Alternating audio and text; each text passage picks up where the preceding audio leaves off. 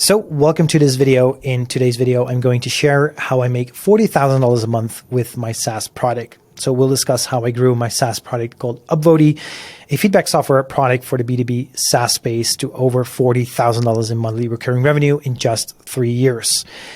So we'll talk about how we made $1,000 in pre-sales during the MVP stage, how we acquired the first 100 customers, how we grew to $10,000 MRR, and how we scaled beyond that to now $40,000 in monthly recurring revenue. So a little bit about me. I'm Mike, a serial entrepreneur, mainly building software products. So I scaled my previous product, Vindy, a home improvement marketplace, to over $1 million in ARR, that's annual recurring revenue. And I'm now building and scaling Upvote.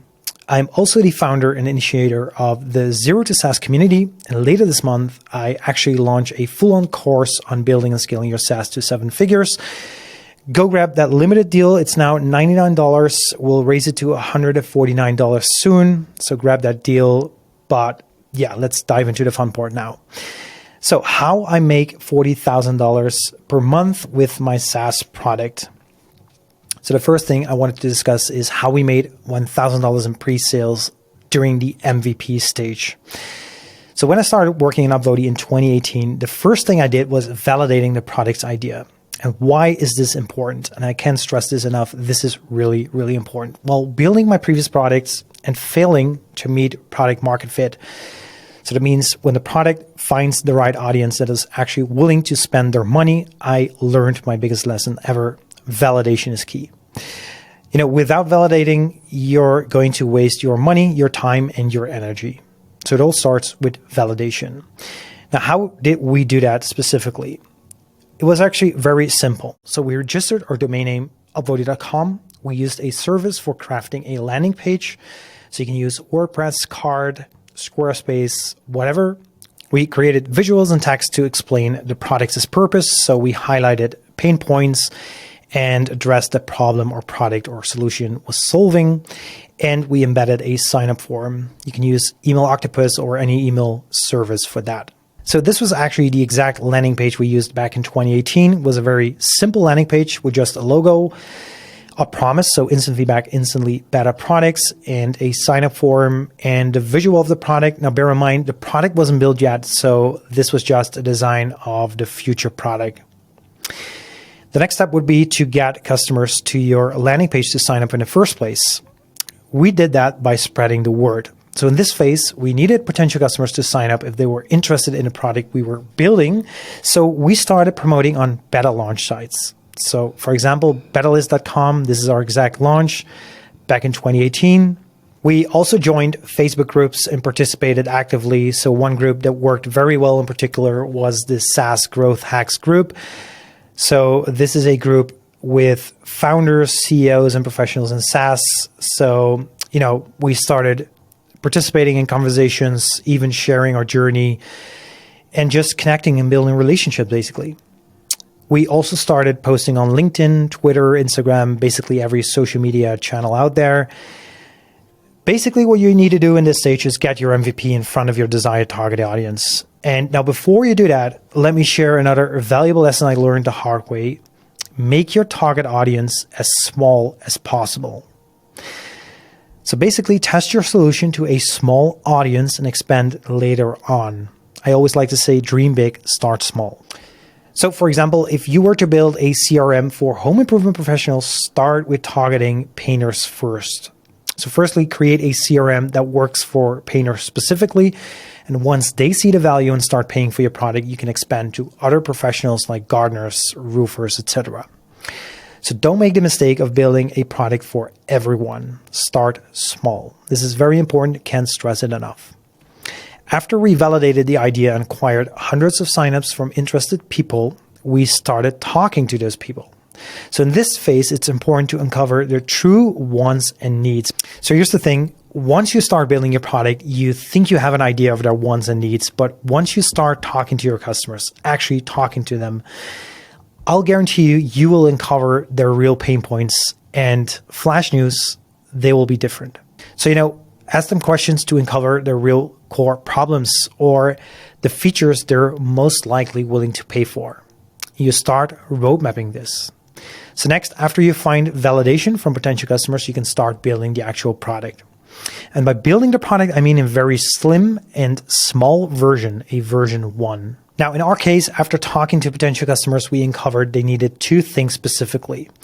A simple and straightforward way of collecting feedback, and this resulted in building a feedback board. So this is actually an image of our current feedback board, but back in the days of building version 1, we just had a list of feedback and a submit form. We didn't have, filters, a search functionality. Just strip it down to a small and slim version just to test the next phase of validating.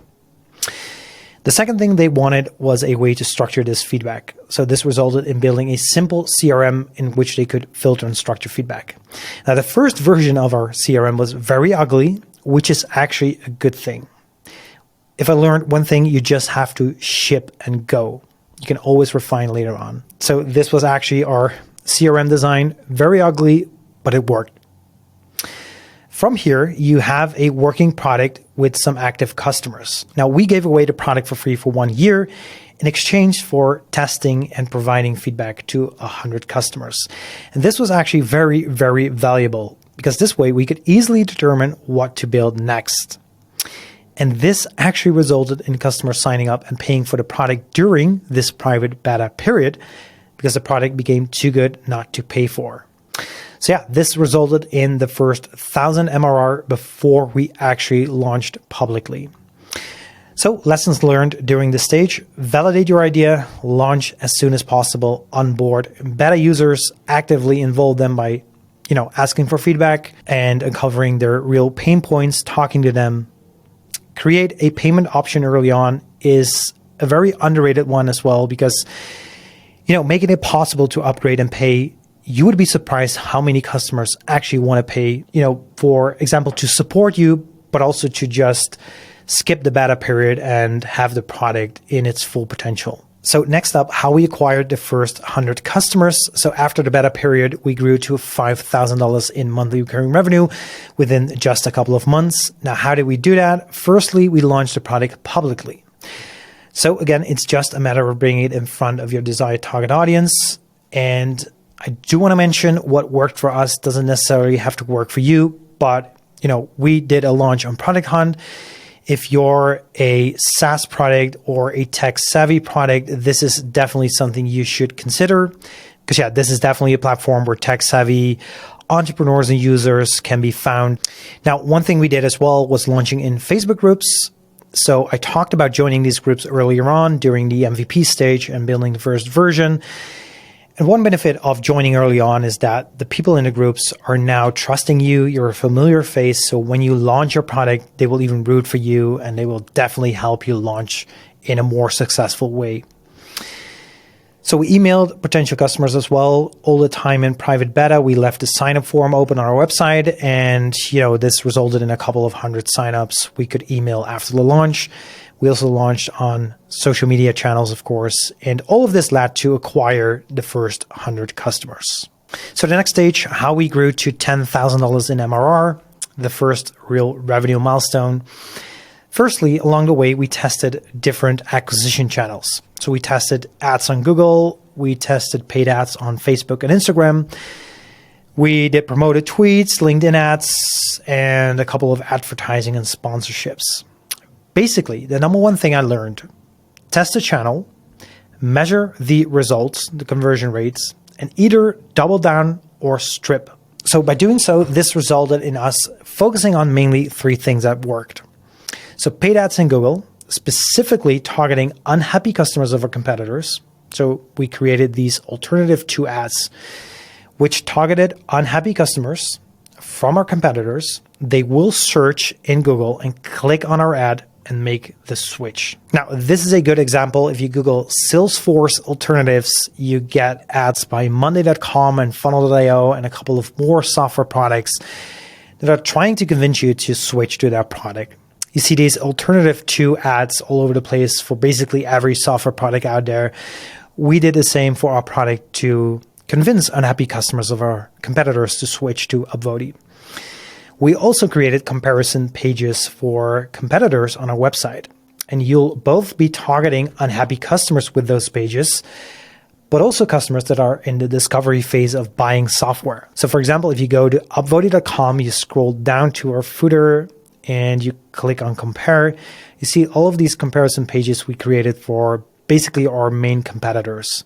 So if you click on one, we'll immediately compare the pricing points and, features, stuff like that. And at the end, you can switch to our product if you're willing to leave the current software you're using. So yeah, another lesson I learned: acquire early tangible growth by focusing on the current market and your competitors. It's really just an easy win. A couple of winning strategies as well: content creation. So create valuable blog posts covering questions and problems potential customers have in the space.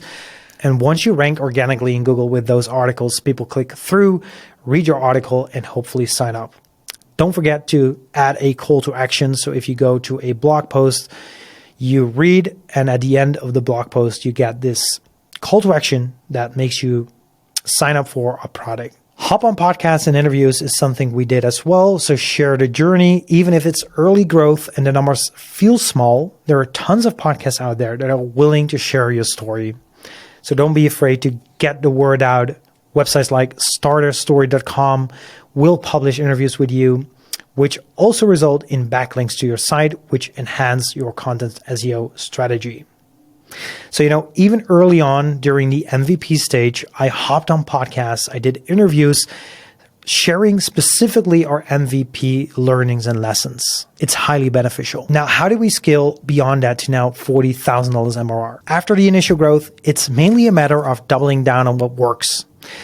Meaning, if you're now putting in $1,000 in Google Ads, raise it to $2,000. If you're doing SEO and you'll start ranking higher and higher, outsource your blog content to copywriters, and instead of publishing one article a week, you'll now be able to publish 4. You can also start leveraging your brand. All that content and all of your media efforts will pay off. You'll start to gain authority in the space. You can leverage this by publishing free info products like courses, ebooks, etc. to attract even more people to your product. Now, SaaS specific, there are a couple of winning strategies I wanted to share that quickly brought real revenue growth. Building integrations is one. So people want to use and incorporate your software into their existing workflow. And this is really good to understand. So creating integrations, for example, for Zapier, Intercom, Slack, will make sure that, well, firstly, they can easily onboard your software into their existing workflow, and thus you'll see a higher trial to paid conversion rate. But a big plus, you'll get discovered through these integrations marketplaces by new potential customers. So for example, we build this Intercom integration. Now, once a user starts looking for feedback in Intercom's marketplace, Upvote is one of the integrations that pulls up. Once they start using this integration, they have to become a customer at Upvote as well, resulting in new customers signing up for a product. Listening to customers is actually my number one and favorite hack. Why? Well, SaaS is an iteration game. Keep that in mind. SaaS is an iteration game. What this means is that you have to develop a flywheel, and it basically looks like this. You talk to customers, you discover their pain points, you build new features based on that feedback, you promote the product, acquire new prospects, you talk to customers again, discover the pain points, build new features. This is basically a never-ending circle that will make sure that you're building the right things for your customers. You spend your money on the right things, you stay on top of new demands and needs, you spot trends early on. You can endlessly promote your product because each new feature is basically a new launch opportunity. So for example, an integration like Intercom makes it able to acquire a completely new target audience. Now, what about the rest? Of course, this is just growth in a nutshell. There are more things to cover, like legal stuff, working with budget, hiring, for example, employees and contractors. This is actually something I teach in my course that will launch later this month, like I said earlier in this video, Zero to SaaS. And you can grab the limited deal for $99. You'll get lifetime access to the course and the community. So this is what you'll get. You'll get the course, you get the community, and all of the resources available. We'll raise the pricing to $149 soon, so go grab that deal, link in the description.